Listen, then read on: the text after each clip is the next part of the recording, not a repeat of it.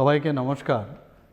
প্রিয় রাজ্যবাসী, টিবি মুক্ত ভারত গড়ার লক্ষ্যে আমাদের দেশের মাননীয় যশস্বী প্রধানমন্ত্রী শ্রী নরেন্দ্র মোদীজি আগামী 2025 সালের মধ্যে দেশ থেকে যক্ষ্মা নির্মূলীকরণের আহ্বান রেখেছেন।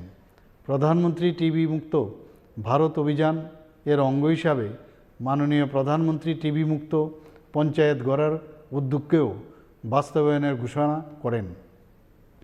টিবি মুক্ত পঞ্চায়েত এই উদ্যোগের মূল উদ্দেশ্য হল পঞ্চায়েতি রাজ প্রতিষ্ঠানগুলোর সক্রিয় ভূমিকার মাধ্যমে টিবি রোগ নির্মূলীকরণের ব্যাপক জনসচেতনতা ও জনভাগিদারি তৈরি করা, পাশাপাশি টিবি সম্পর্কিত নানান কুসংস্কার, ভ্রান্ত ধারণা এবং অন্যান্য সমস্যাগুলোকে গুরুত্ব দিয়ে মোকাবেলা করার জন্য প্রয়োজনীয় পদক্ষেপ নেওয়া ও এর মাধ্যমে পঞ্চায়েতগুলোর মধ্যে সুস্বাস্থ্যকর পরিবেশ তৈরি করার প্রতিযোগিতা সৃষ্টি করা।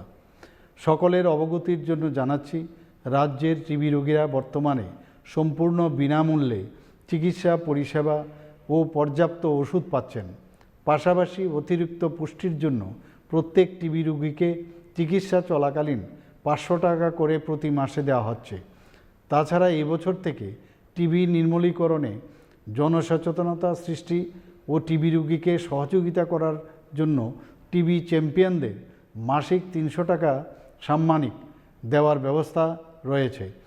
ভিশন ডকুমেন্টের প্রতি রোগীকে চিকিৎসা চলাকালীন মাসিক হারে আর্থিক সাহায্য দেওয়ার বিষয়টিও রাজ্য সরকারের পরিকল্পনায় রয়েছে।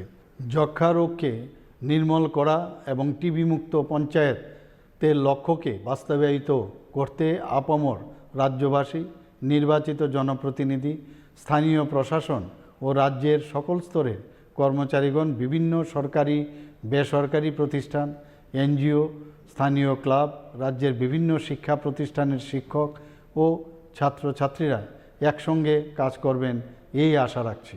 আমাদের সবার জন্য অঙ্গীকার, টিবি মুক্ত এক ত্রিপুরা, শ্রেষ্ঠ ত্রিপুরা।